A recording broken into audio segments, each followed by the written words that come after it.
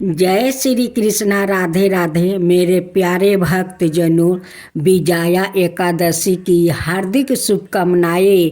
भगवान आप सभी को सारे मनोकामनाएं पूरा करे। धर्मराज युधिष्ठिर बोले, हे जनार्दन, फागुन मास के कृष्णा पक्ष की एकादशी की क्या नाम है और उसकी विधि क्या है, सो सब कृपा पूर्वक कहिए। श्री भगवान बोले कि हे राजन, फागुन मास की कृष्णा पक्ष की एकादशी का नाम विजया एकादशी है। इसके व्रत के प्रभाव से मनुष्य को विजय प्राप्ति होती है। यह सब व्रतों से उत्तम व्रत है। इस विजया एकादशी की महात्म्य के श्रवण और पठन से समस्त पाप नाश को प्राप्ति हो जाते हैं। एक समय देव ऋषि नारद जी ने जगत पिता ब्रह्मा जी से कहा कि महाराज, आप मुझसे फागुन मास के कृष्णा पक्ष की विजया एकादशी का विधान कहिए। ब्रह्मा जी कहने लगे कि हे नारद, विजया एकादशी का व्रत पुराने और नए पापों को नाश करने वाला है। इस विजया एकादशी की विधि मैंने आज तक किसी से भी नहीं कही है। यह समस्त मनुष्यों को विजय प्रदान करती है। त्रेता योग में मर्यादा पुरुषोत्तम में श्री रामचंद्र जी को 14 बरस का वनवास हो गया। तब वो श्री लक्ष्मण और सीता जी सहित पंचवटी में निवास करने लगे। वहाँ पर दुष्ट रावण ने जब सीता जी का हरण किया, तब इस समाचार से श्री रामचंद्र जी और लक्ष्मण अत्यंत व्याकुल हुए और सीता जी की खोज में चल दिए। घूमते घूमते जब वो मरणास्त्र जटाहू के पास पहुँचे तो जटाहू उन्हें सीता जी का वृत्तांत सुनाकर स्वर्गलोक चला गया। कुछ आगे जाकर उनकी सुग्रीव से मित्रता हुई और बाली का वध किया। हनुमान जी ने लंका में जाकर सीता जी का पता लगाया और उनसे श्री रामचंद्र जी और सुग्रीव की मित्रता का वर्णन किया। वहाँ से लौट कर हनुमान जी श्री रामचंद्र जी के पास आए और सब समाचार कहे। श्री रामचंद्र जी ने वानर सेना सहित सुग्रीव की समस्ती से लंका को प्रस्थान किया। जब श्री रामचंद्र जी समुद्र के किनारे पहुँचे, तब उन्होंने मगरमच्छ आदि से युक्त अगाध समुद्र को देखकर लक्ष्मण जी से कहा कि इस समुद्र को हम किस प्रकार पार कर सकेंगे। लक्ष्मण जी कहने लगे, हे पुराण पुरुषोत्तम, आप आदि पुरुष है, सब कुछ जानते हैं। यहाँ से आधा योजन दूरी पर कुमारी द्वीप में बकदल भय नाम के मुनि रहते हैं। उन्होंने अनेकों बारमा देखे हैं। आप उनके पास जाकर इसका उपाय पूछिए। लक्ष्मण जी के इस प्रकार के वचन सुनकर श्री रामचंद्र जी बकदल भय ऋषि के पास गया और उनको प्रणाम करके बैठ गया।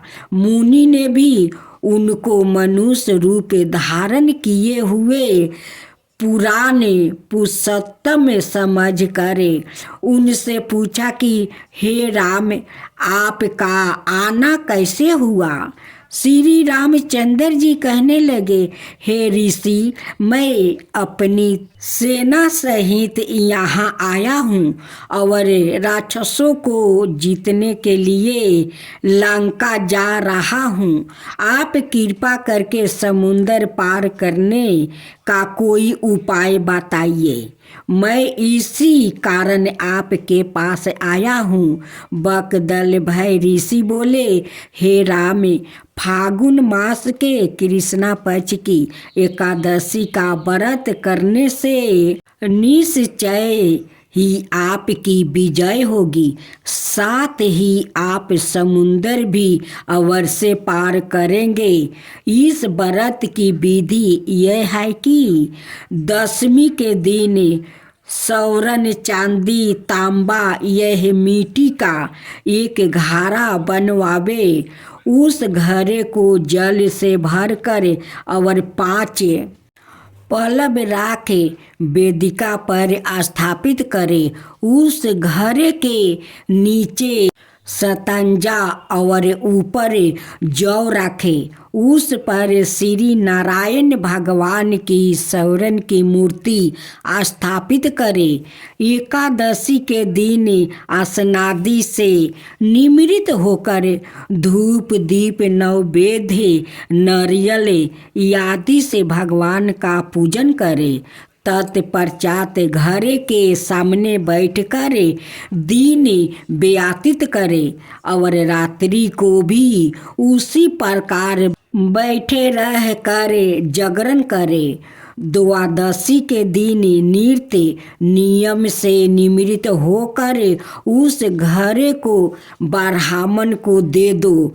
हे राम, यदि तुम भी इस व्रत को सेनापतियों सहित करोगे तो तुम्हारी विजय अवश्य होगी। श्री रामचंद्र जी ने ऋषि के कथन अनुसार इस व्रत को किया और इसके प्रभाव से दैत्यों पर विजय पाई। अत हे राजन, जो कोई मनुष्य विधि पूर्वक इस व्रत को करेगा, दोनों लोकों में उसकी अवश्य विजय होगी। श्री वर्मा जी ने नारद जी से कहा था, हे पुत्रा, जो कोई इस व्रत के महात्म्य को पढ़ता या सुनता है, उसको वजह पे जग का फल मिलता है। रहा करता था। राजा बहुत ही बुद्धिमान और बलशाली था। राजा सदाई अपनी प्रजा का बहुत अच्छे से ध्यान रखता था। प्रजा भी अपने राजा को बहुत पसंद करता था। राजा की 2 बेटी थी। राजा अपनी दोनों बेटियों से बहुत प्रेम करता था।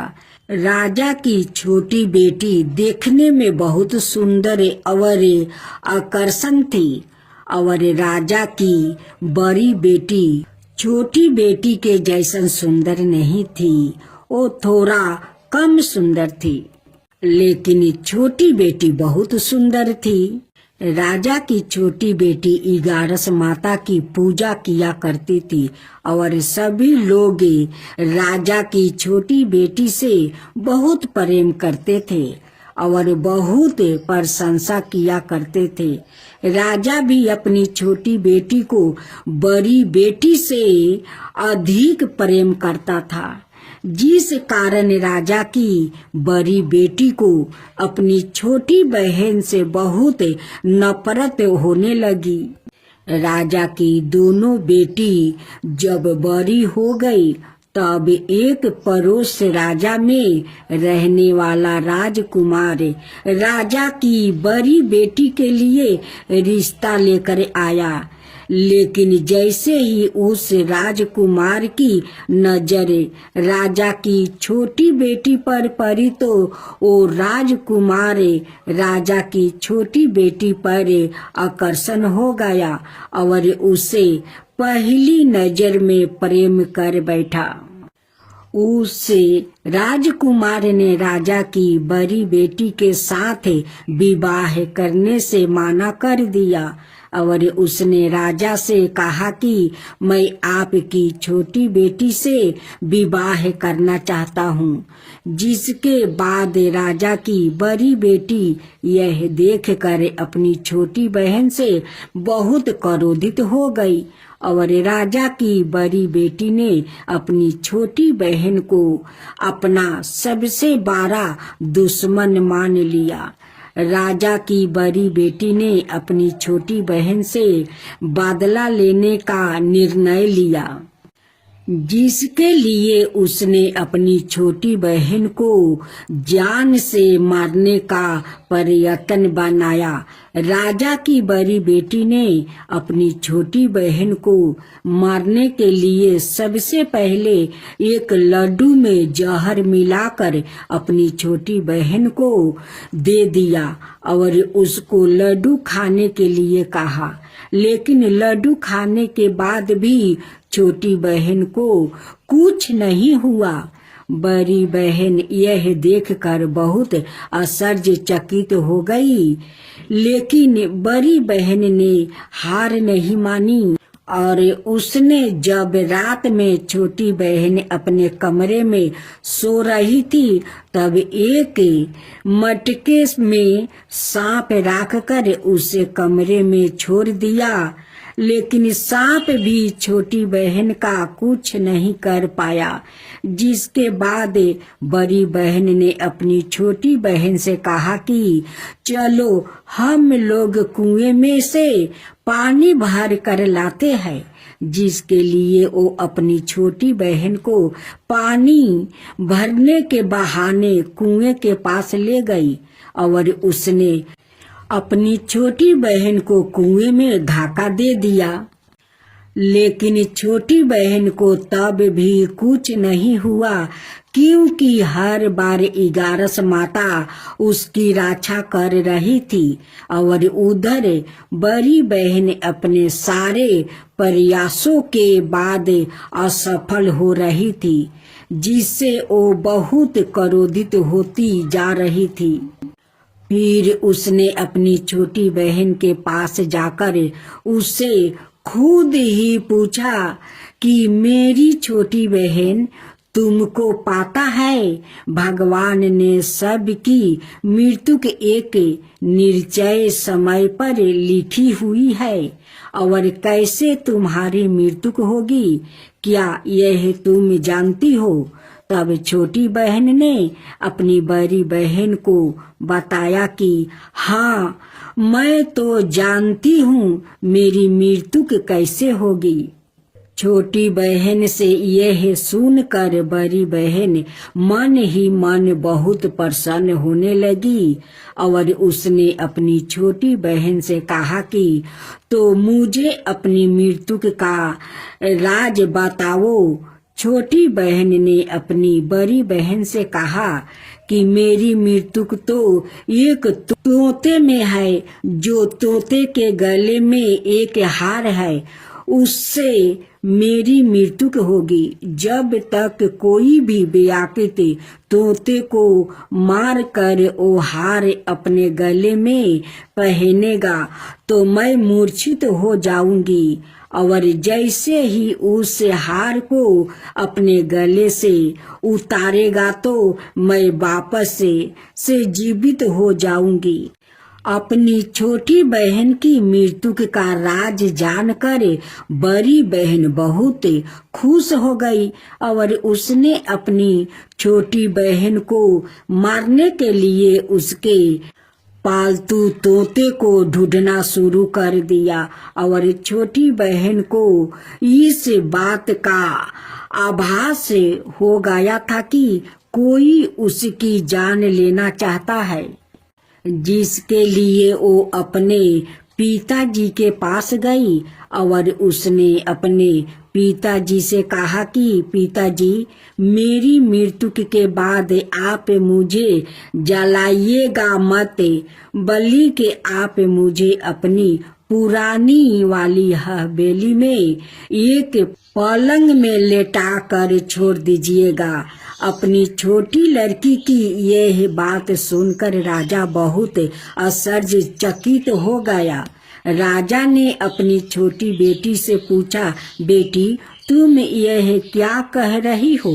तब राजा की छोटी बेटी ने बताया, पिताजी समय किसी के लिए नहीं रोका है, कब क्या हो जाए किसी को कुछ पता नहीं है। और फिर राजा ने अपनी छोटी बेटी से कहा कि तुम ऐसी बातें क्यों कर रही हो?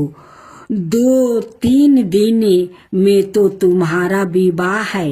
लेकिन छोटी बेटी ने अपने पिताजी को ऐसा करने पर मजबूर कर दिया और उसने वचन ले लिया।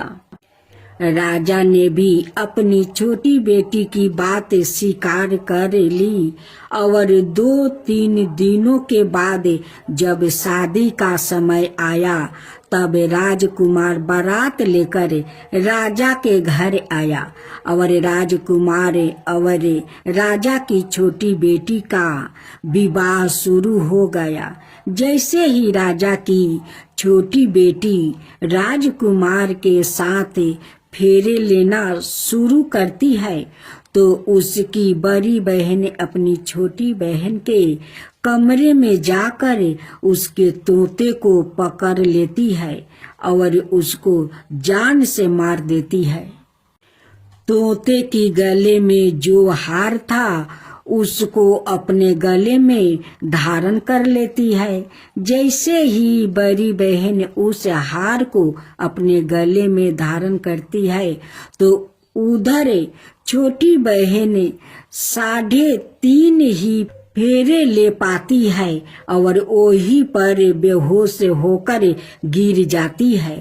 जिसके बाद राजा ने बड़े बड़े दर्द हाकिमों को बुलवाया और अपनी छोटी बेटी का इलाज करने के लिए कहा। राजा की बात सुनकर वैद्य ने छोटी बेटी को जब चेक किया तो राजा को बताया कि आपकी छोटी बेटी ना तो जीवित है और ना ही मरी हुई है। यह मैं ऐसा पहली बार देख रहा हूँ। राजा ने वैद्य और हाकिम को यह बात बाहर बताने से मना कर दिया और उनको कहा कि अगर तुमने यह बात किसी को बाहर बताई तो हम तुम्हें फांसी दे देंगे। राजा ने अपनी छोटी बेटी को पुराने महल में जाकर एक पलंग में लेटा दिया और वहां पर कुछ सैनिक को तैनात कर दिया। वापस अपने महल पर आ गया। राजा की बड़ी बेटी अपने पिताजी के पास आई और कहने लगी कि पिताजी अगर यह शादी संपन्न नहीं हुआ तो आपकी इज्जत का क्या होगा? आप कहे तो मैं आपकी इज्जत बचाने के लिए राजकुमार से शादी करने के लिए तैयार हूँ। जिसके बाद राजा ने अपनी बड़ी बेटी की बात मान लिया और राजा ने बड़ी बेटी को छोटी बेटी की कपड़े पहना कर मंडल पर भेज दिया। लेकिन राजकुमार यह जान गया कि यह राजा की छोटी बेटी नहीं है बल्कि यह राजा की बड़ी बेटी है। लेकिन जब राजकुमार ने शादी करने से मना किया तो सभी लोग ने राजकुमार को विवश करके राजा की बड़ी बेटी से बचे हुए फेरों को संपन्न करवा दिया और विवाह करवा दिया। जिसके बाद राजकुमार राजा की बड़ी बेटी को अपने महल ले गया। राजकुमार राजा की बड़ी बेटी से ना तो बात करता था और न ही उसको पसंद करता था और ना ही उसके आसपास भटकता था। और राजकुमार ने यह फैसला लिया था कि वो अपनी प्रेमिका को ढूंढ कर रहेगा और यह जान कर रहेगा कि उसके साथ हुआ क्या है। एक दिन राजकुमार अपने घोड़े पर सवार होकर राजा के पुराने महल के पास से पहुंच गया, जहां पर उसने कुछ सैनिकों को देखा। महल के पास पहुंचकर राजकुमार ने जब महल को ध्यान से देखा तो वो समझ गया कि यह तो हमारे ससुर जी का महल है। तब राजकुमार ने सैनिकों से पूछा, तुम लोग यहाँ क्या कर रहे हो और इस महल के अंदर उस पलंग में कौन लेटा है? जिसके बाद सैनिकों ने बताया कि यहाँ पर राजा की छोटी बेटी लेटी है। यह सुनकर राजकुमार बहुत प्रसन्न हो गया और वो तुरंत अपनी प्रेमिका के पास पहुंच गया और उसकी सेवा करने लगा। जैसे ही रात हुई तो राजा की छोटी बेटी उठकर खड़ी हो गई। राजकुमार यह देखकर बहुत खुश हो गया और उसने अपनी प्रेमिका से पूछा कि तुम यहाँ क्या कर रही हो? तुम मेरे साथ मेरे घर चलो। राजा की छोटी बेटी ने राजकुमार को सारी बातें बता दिया कि मेरी जान एक तोते में बसी थी और मैंने यह बात सिर्फ अपनी बड़ी बहन को बताया है और मुझे पता है कि उसने ही मुझे मारने का प्रयास किया है। उसके पास एक हार है जिसको वो सुबह पहन लेती है और रात को उतार देती है। जब तक वो हार को पहने रहती है तब तक मैं मूर्छित रहती हूँ और जैसे ही वो हार को उतार देती है तो मैं जीवित हो जाती हूँ और जब तक मेरी बड़ी बहन के पास वो हार है तब तक मैं ऐसा ही जीवित और मूर्छित होती रहूंगी। अगर मेरी बड़ी बहन के पास जो हार वो मेरे हाथ में लाया जाए तो मैं हमेशा के लिए जीवित हो जाऊंगी। राजकुमार यह बात सुनकर राजा की छोटी बेटी के पास रहने लगा निर्णय ले लिया और उसने अपने बचे हुए सारे फेरे उस पलंग में लेटी हुई राजा की छोटी बेटी के साथ ले लिया और अपना विवाह पूर्ण कर लिया और वही पर ही रहने लगा। देखते ही देखते कुछ समय में राजा की छोटी बेटी और राजकुमार की पत्नी पेट से हो गई। एक दिन राजकुमार को किसी काम से बाहर जाना पड़ा। तब छोटी बहन के पेट में बहुत तेज से दर्द होने लगा, जिसके बाद उसने 11 माता का आहन किया। जिसके बाद वहां पर 11 माता प्रकट हुई और उन्होंने अपनी भक्तों के दर्द को दूर किया और एक पुत्रा की प्राप्ति करवाई और वही पर अचानक से राजकुमार भी आ गया। राजकुमार ने 11 माता को देखा तो वो आश्चर्यचकित हो गया और उसने तुरंत माता को प्रणाम किया और 11 माता ने राजकुमार से कहा कि जब तुम्हारा पुत्रा 5 बरस का हो जाएगा तो तुम अपनी पत्नी का हाथ लाकर इसके गले में डाल देना।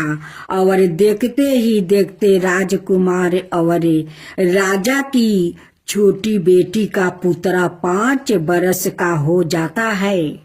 तो राजकुमार अपने बेटे से कहता है कि बेटा, मैं कुछ काम से बाहर जा रहा हूँ, तुम अपनी माता का ध्यान रखना। और वहाँ से चला जाता है। राजा को बाहर निकलते देख बड़ी बहन के सैनिक देख लेते हैं और बड़ी बहन को जाकर सारी बातें बता देते हैं। जिसके बाद बड़ी बहन अपनी छोटी बहन के पुत्रा को वहां से उठवा लेती है और उसको मरवा देती है। छोटी बेटी के पुत्रा के 2 टुकड़े करवा देती है। पहला टुकड़ा चौकी के पास छुपा देती है और दूसरा टुकड़ा अपनी पलंग के नीचे रख लेती है। अब 11 माता भिखारी का रूप लेकर आती है। एक भिखारिन का रूप राख कर बड़ी बहन के पास चली जाती है। जिसके बाद वहां पर भिक्षा मांगने लगती है। बड़ी बहन अपने नौकरों से कहती है कि जाकर भिक्षा दे दो, लेकिन जैसे ही नौकर 11 माता को भिक्षा देने के लिए आते हैं तो माता उन्हें मना कर देती है और कहती है कि मैं तुम्हारी महारानी से ही भिक्षा लूंगी। जिसके बाद बड़ी बहन सवाए ही भिक्षा देने के लिए माता के पास आती है। तब माता एक बिल्ली का रूप लेकर उसके कमरे में चली जाती है और वहां पर छोटी बेटी के पुत्रा को 2 टुकड़े को आपस में जोड़ देती है और उसे जीवित कर देती है। उसे वहां से ले जाती है। राजकुमार अपने बेटे को लेकर अपनी पत्नी के पास जाता है और उसे कहता है कि तुम इसका ध्यान रखना। अगर तुम इस बच्चे का अच्छे से ध्यान रखोगी तो मैं तुमसे बहुत प्यार करूंगा।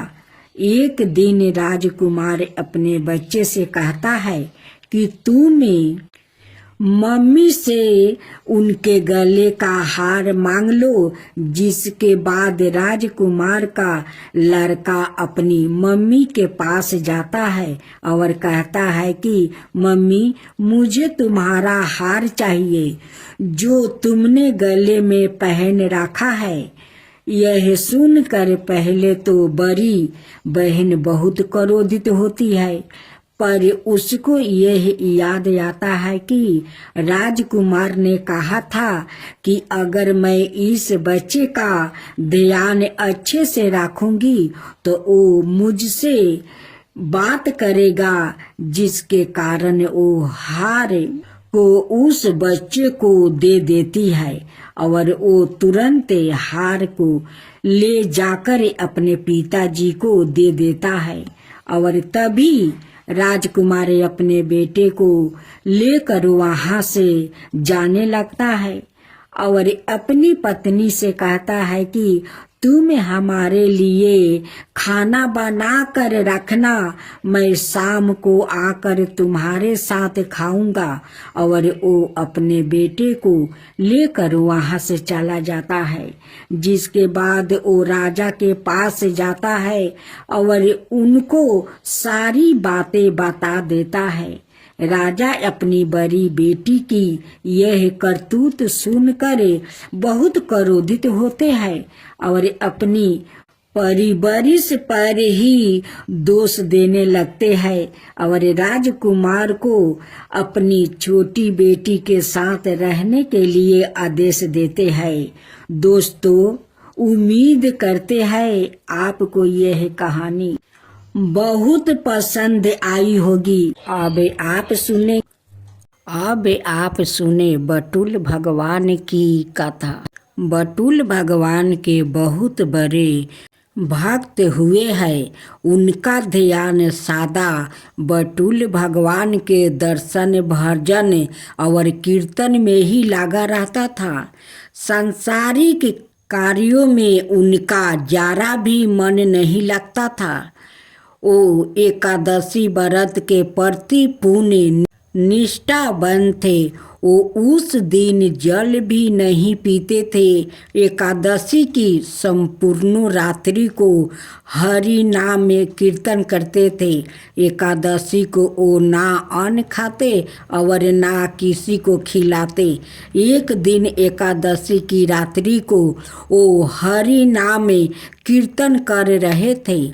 उनके साथ अनेक भक्त भी संकीर्तन कर रहे थे।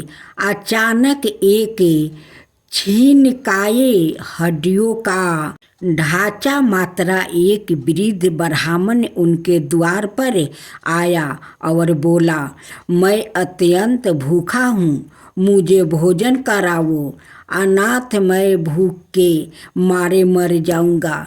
श्री नामदेव जी बोले, मैं एकादशी को ना अन्न खाता हूँ और ना अन्न किसी और को खिलाता हूँ।